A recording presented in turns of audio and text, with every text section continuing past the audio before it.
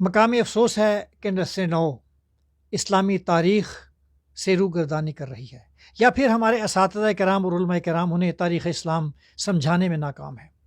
16 رمضان المبارک کو فتح مکہ ہوا، 17 رمضان المبارک کو یوم بدر ہوا۔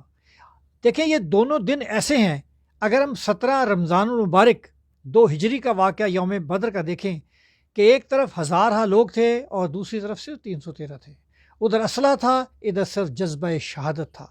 اس جنگ بدر نے ثابت کر دیا کہ قوت ہار جاتی ہے، جذبے جیت جاتے ہیں۔ اور پھر وہ ولولہ انگیز منظر دیکھیے جب تاجدار کائنات، ختم نبوت کے علم بردار، خاتم النبیین محمد مصطفیٰ اپنی اونٹنی پر سوار لاکھوں کے مجمع کے ساتھ مکہ میں بطور فاتح داخل ہو رہے ہیں، لیکن آپ کی گردن جھکی ہوئی ہے۔ یہ وہ دن تھا کہ پتھر مارنے والوں کو بھی معاف کر دیا، جنہوں نے حضور پاک صلی اللہ علیہ وسلم کا سامان باہر پھینکا تھا انہیں بھی امان عطا فرمائی۔ یہ تھا کردار جس کردار نے تاریخ اسلام رقم کی ہے۔